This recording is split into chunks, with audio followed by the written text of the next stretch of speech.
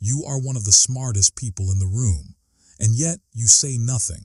Not because you don't have thoughts, not because you're scared, but because something inside you understands what most people never figure out. Silence isn't emptiness, it's power. Today, we're going to unpack the psychology behind that, and I think by the end of this, you're going to see yourself very differently. Psychologists have a term for this. They call it self-monitoring. It's your brain's ability to read a room, understand what's really happening, and then decide, do I speak right now, or do I wait? And here's what the research actually shows.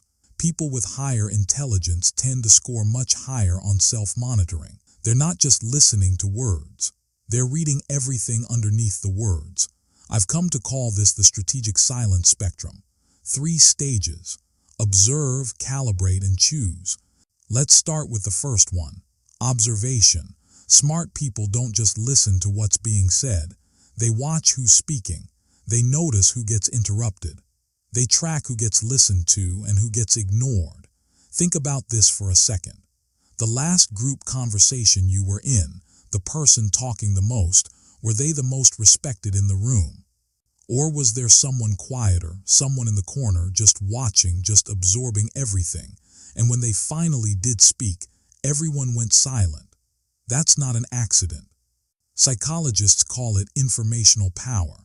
It's the kind of authority that builds up slowly, quietly, when you know more than people think you know. And it doesn't cost you a single word. Now the second stage, calibration. This is where it gets really interesting. Smart people actually calculate whether it's worth speaking at all. There's a concept called verbal economy. Every word you say is like a small withdrawal from your credibility. Speak too much and people start tuning you out. Your words lose their weight. Think of the person you respect the most in your life. A mentor, a parent, a great leader. I bet they weren't filling every silence. They were comfortable with it. And because of that, when they did speak, you actually listened. That's calibration. That's knowing the difference between words that serve the room and words that just serve your ego. Most words, honestly, are ego. The ones that matter, those are something else. And then the third stage, the choice. This is the one most people misunderstand. Quiet people aren't passive. They're not disengaged. They're making an active choice to use silence as a tool. The psychologist Mihaly Csikszentmihalyi spent decades studying the world's highest performers. One thing kept showing up. These people were incredibly good at delaying the urge to be heard. The need to prove themselves, to jump in, to be right, they felt it. They just didn't act on it. Picture 2 people in a meeting who both know the answer. One person jumps in immediately to show everyone they know. The other one waits, lets the conversation breathe, and speaks only at the moment their words will actually change something. Same knowledge, completely different impact. That's the strategic silence spectrum. Observe, calibrate, choose. Now I want to say something and I want you to really hear this. If people have ever called you too quiet, if you've ever felt like your silence was something wrong with you, it wasn't. You weren't broken. You were building something. The ability to not perform your value just to get attention. We live in a world that's obsessed with noise, loud takes, constant opinions, always something to say.